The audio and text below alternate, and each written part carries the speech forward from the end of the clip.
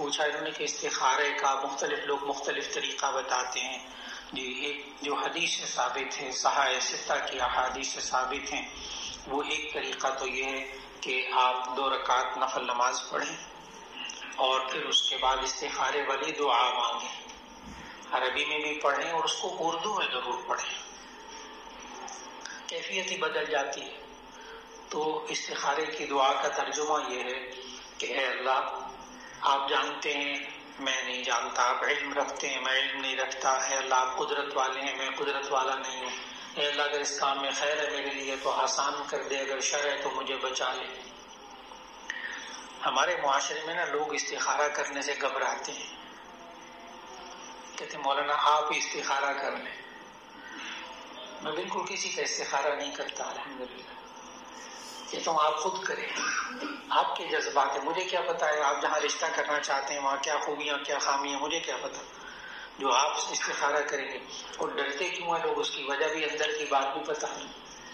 لوگ استخارے کو کہتے ہیں اگر استخارے میں ہاں ہو گئی، ہم نے نہ کیا وہاں رشتہ، وہ کام نہ کیا تو بڑا نقصان ہوگا، اور اگر نہ ہو گئی اور ہمارا دل کیا وہیں رشتہ کرنے کو، وہی پلاٹ لینے کو، وہی مکان لینے کو، تو پھر بڑی نحوست ہو جائے گی. حالانکہ ذہن بالکل واضح کر لیجئے کہ استخارے میں ہاں یا نہ نہیں ہوتی، استخارے میں یس نو نہیں ہوتا، کسی حدیث میں نہیں ہے.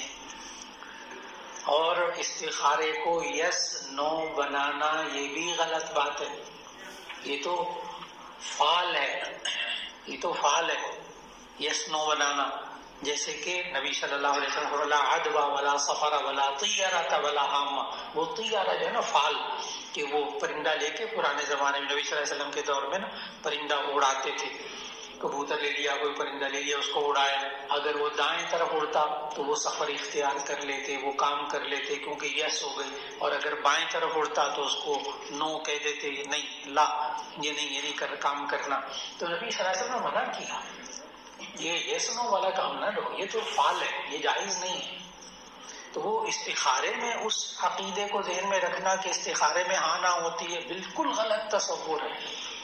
کوئی بزرگ نہیں آئے گا خواب میں، فکر نہ کریں. استخارہ کرنے کے بعد کوئی اشارہ نہیں ہوگا، کوئی رنگ نظر نہیں آئیں گے. اچھا مجھے لال رنگ نظر آیا تھا، مجھے آگ نظر آئی تھی، اچھا گرین کلر نظر آئے تو وہ اچھا استخارہ ہوتا ہے، لال کلر نظر آئے تو وہ استخارہ برا ہوتا ہے.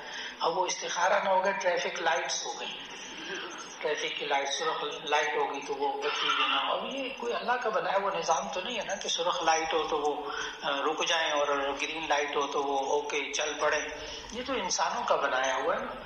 وہ اگرچہ ہمارے بعض بزرگوں نے کتابوں میں لکھا ہے، مجھے معلوم ہے بعض بزرگوں نے لکھا ہے. علامہ شامی رحمۃ اللہ علیہ نے فتاوی شامی میں استخارے کے بعد مختلف رنگوں کے بارے میں لکھا ہے. وہ بزرگوں کے تجربات ہیں، قرآن حدیث نہیں ہے، اس لیے وہ تجربات اپنی جگہ، وہ اپنی جگہ. لیکن استخارہ ہے کیا چیز؟ تو اس لیے استخارہ ہم پہلے 2 رکعت نفل پڑھیں، پھر اس کے بعد دعا مانگیں اور دعا کا ترجمہ ضرور مانگیں تب پتہ چلے ہم نے کیا کیا ہے. پھر اس کے بعد سونا بھی ضروری نہیں ہے، سونا بھی حدیث میں نہیں ہے.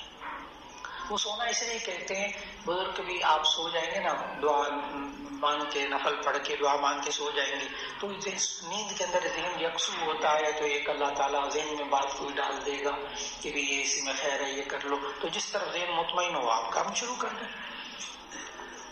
پھر یہ کہ استخارہ 1 دفعہ کرنا چاہیے، 2 دفعہ کرنا چاہیے، 3 دفعہ کرنا چاہیے.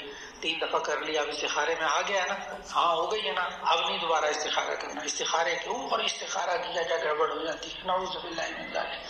اللہ سے خیر مانگنے سے گڑبڑ کبھی نہیں ہوتی.